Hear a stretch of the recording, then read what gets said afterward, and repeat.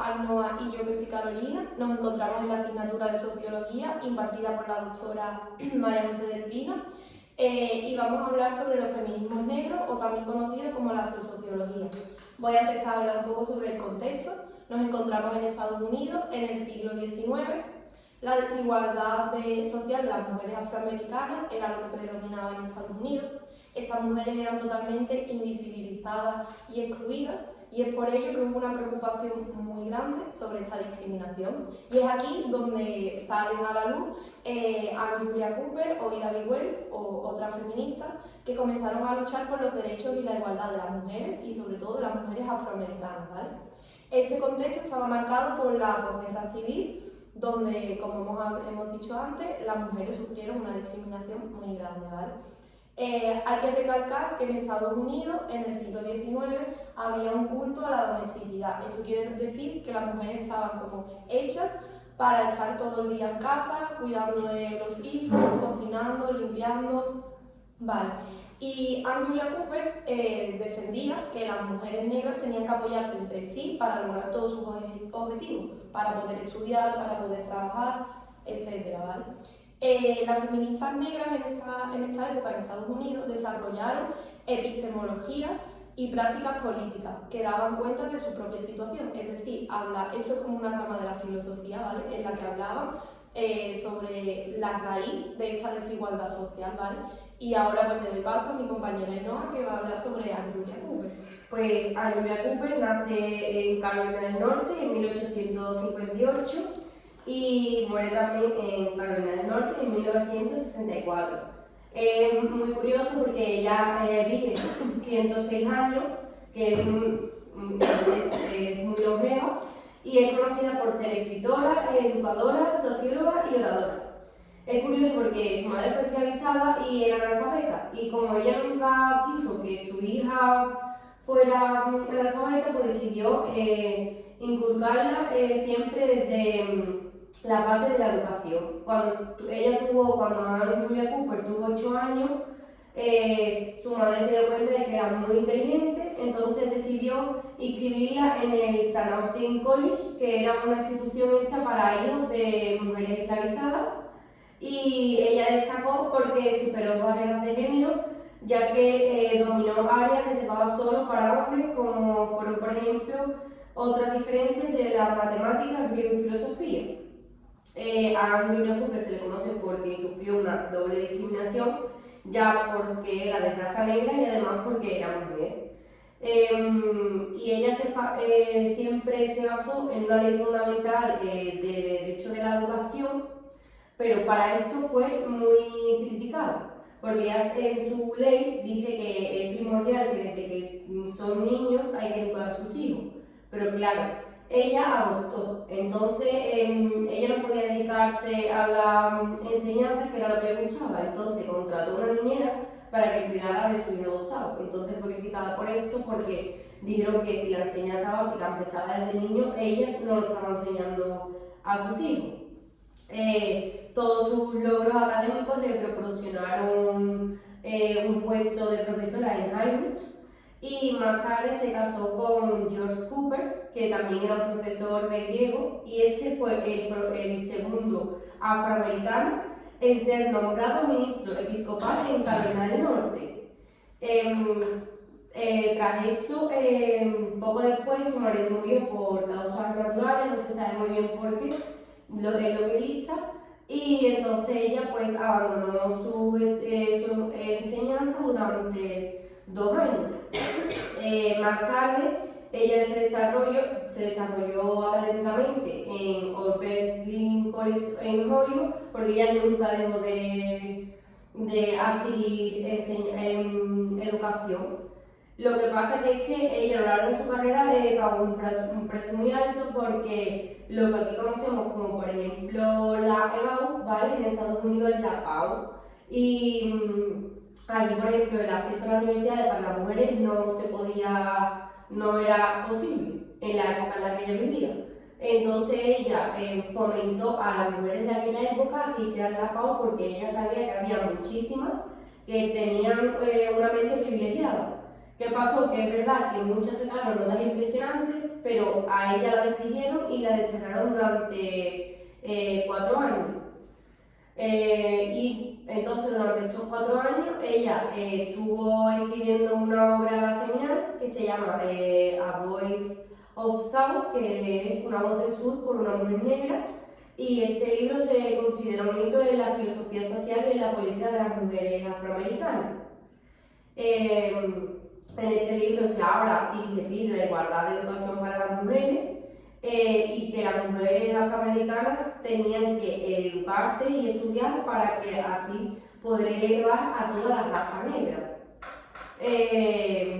Entonces, ella, gracias a eso, con el paso de los años, pudo ser cofundadora de una asociación nacional de mujeres de color, que con el tiempo se pasó a llamar la Asociación Nacional de Mujeres de Color. Vale, bueno, pues como ha dicho mi compañera, Anne Julia Cooper hizo una importante contribución a las ciencias sociales, se le conoce como la madre del feminismo negro. Además participaba en asociaciones contra la segregación racial y en defensa del derecho de la mujer a la educación, ¿vale? Defendía la causa de unos derechos humanos universales en las que ni el color, ni el sexo, ni la condición afectasen al derecho de la vida, la libertad y la búsqueda de la felicidad. Esto es mencionado en 1776 en el preámbulo a la Declaración de la Independencia Americana, ¿vale? Anne Julia Cooper desarrolló teorías de la dominación social, que eso quiere decir que aportaba a la sociología feminista el análisis de las diferencias entre las propias mujeres, ¿vale? Entre las propias mujeres se quiere referir a las mujeres, por ejemplo, blancas y a las mujeres negras, ¿vale?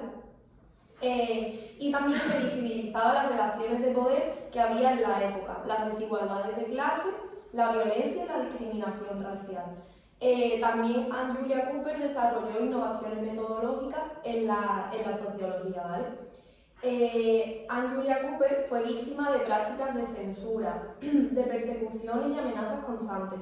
Esto es lo que pasaba cuando en la época intentaba luchar por la igualdad de las mujeres, que eran los pensamientos normalizados de la mayor parte de la población, es decir, que las mujeres tenían que estar calladas y no hablar sobre estos temas. Hizo que la afrosociología se convirtiera en una corriente de pensamiento, y aquí es donde entran también otras sociólogas. Y para terminar con Anne Julia Cooper, vamos a decir una frase muy célebre de ella, que es que dice: la causa de la libertad no es la causa de una raza o una secta, un partido o una clase, es la causa del tipo humano, el mismo derecho de nacimiento de la humanidad. ¿Eso qué quiere decir? Que al final los que somos culpables de los odios hacia las otras personas, de lo que viene a ser la enemistad de todo, viene por el ser humano, no porque haya existido algo en particular y específico. Pues sí, ahora vamos a darle paso a nuestras compañeras que van a hablar de Ida B. Wells. Bueno, pues al igual que Anne Julia Cooper, Ida B. Wells también luchó por los derechos de las mujeres en aquella época. Y para hablar un poquito de lo que defendió, vamos a empezar antes por su biografía, por quién fue ella. Ida B. Wells nació en Holly Springs, en Mississippi, en Estados Unidos. Fue hija de John Wells, que fue carpintero, y de Elizabeth Warrington Wells, que fue cocinera. Ambos eran esclavos hasta su liberación, que fue en la Guerra de Sucesión. A los 14 años, Ida B. Wells se quedó sin padres y sin un hermano de 9 años debido a la fiebre amarilla, que había una epidemia en Estados Unidos, donde ellos vivían. A Ida B. Wells, después del funeral, sus tíos decidieron repartirse a cada uno de los hermanos, y a ella esto no le pareció buena idea, por lo que fue a buscar trabajo en un colegio para personas negras. A pesar de las dificultades, ella pudo continuar trabajando en el Rust College en Holly Springs, y allí pudo continuar su educación. Con 18 años, ella se trasladó con sus hermanos a Memphis, menos con uno de 15 años. Allí obtuvo un trabajo de verano, y cuando le era posible acudía a algunas sesiones de verano en la Fisk University en Nashville.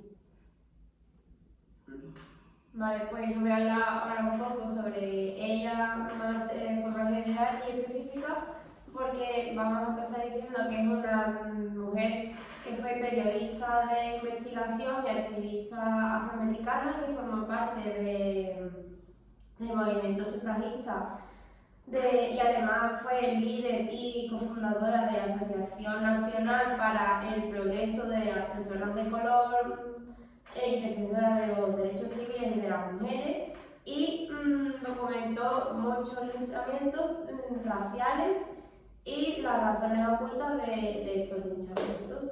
Además, se matriculó en la Universidad de Artes Liberales, que era la Cruz College, que estaba en Holly Springs, y sus fuertes opiniones políticas provocaron a muchas personas con puntos de vista sobre los derechos de las mujeres. Además, se le ofreció un puesto de trabajo en la editorial de Washington Star, y ahí fue donde comenzó a escribir sus primeros artículos semanales para el periódico The Living Way bajo el seudónimo de Lola.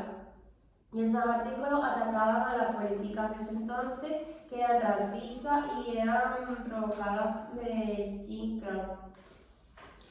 Bueno, para hablar de lo que defendió Ida B. Wells, que fue lo más importante, cabe destacar algunos aspectos, como por ejemplo que ella hizo un llamamiento a todas las razas y a todos los géneros para que se responsabilizaran de sus actos, con el fin de poderle mostrar a las mujeres negras que luchar por sus derechos en aquella época era posible. Después ella trabajó para mostrar que la discriminación racial y la discriminación de género están unidas, por lo que promovió la causa feminista negra. Y por último, Ida B. Wells se propuso recorrer un largo camino desde la esclavitud hasta la libertad y la igualdad. En aquella época, que ya poco más de Anne Julia Cooper, nadie lo estaba pidiendo. Para hablar un poco sobre la época de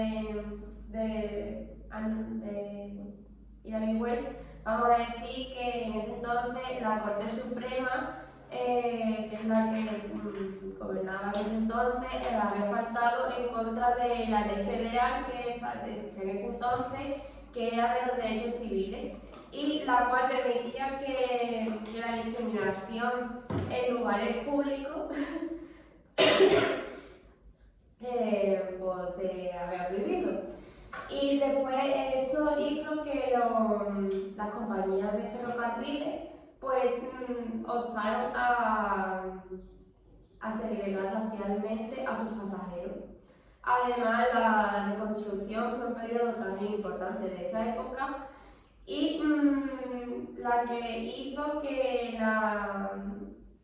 finalizar los restos del nacionalismo confederado y la esclavitud, lo que hacía que los nuevos esclavos fuesen ciudadanos libres pero con derechos civiles garantizados por 3 enmiendas. La visión de reconciliación, que es lo que era arraigada en hacer frente a la muerte y a la devastación después de la guerra. La visión de supremacía blanca, la cual incluía el terror y la violencia, y la visión de emancipación, que buscaba la plena libertad, la ciudadanía y la igualdad constitucional para los afroamericanos. Bueno, y es que también en Estados Unidos, entre 1870 y 1900, hubo un periodo de gran crecimiento, y los más beneficiarios fueron los negocios del acero, el petróleo y, a consecuencia de esto, el de los ferrocarriles. Fue tanta la diferencia de beneficio entre los trabajadores y los empresarios, que los empresarios, desconformes con los trabajadores, desconformes con esta situación, dieron lugar al inicio del movimiento obrero. Y esto es un poco lo que podíamos hablar de Ida B. Wells, y doy paso a mis compañeros que van a hablar de... Me gustaría hacer antes una referencia a que dentro de los feminismos negros y de lo que han estado hablando mis compañeras de Ida B. Wells y nosotras de Anne Julia Cooper, existe una corriente que es dentro del feminismo que defiende que el sexismo, la opresión, las clases y el racismo están relacionados, y eso se llama la interseccionalidad, ¿vale? Y es muy importante destacarlo porque todos vamos a hablar sobre esto. Y ahora ya les doy paso a mis compañeros. Bueno, otro de los autores que se incluye en los feminismos negros es William Wagman. Nació en 1868 hasta 1973. Él fue un escritor, historiador, un sociólogo y político estadounidense. Él pertenecía al Partido Socialista Americano, ¿vale? Si hablamos un poco de su pensamiento, decir que a lo largo de su trayectoria él llevó a cabo que la comunidad negra debía de llevar a cabo, como he dicho anteriormente, y levantar ese orgullo, ¿vale? Y luchar contra una sociedad que en ese entonces, incluso a día de hoy, está dominada por los blancos. Hablamos también de algunos de sus logros, que debido a su gran rendimiento en la secundaria, pues recibió una serie de becas, ¿vale? También le ofrecieron un máster y doctorado por la Universidad de Cambridge. Fue también autor y de algunos libros y ensayos que expresaban su creencia sobre la asimilación racial y la cooperación, ¿vale?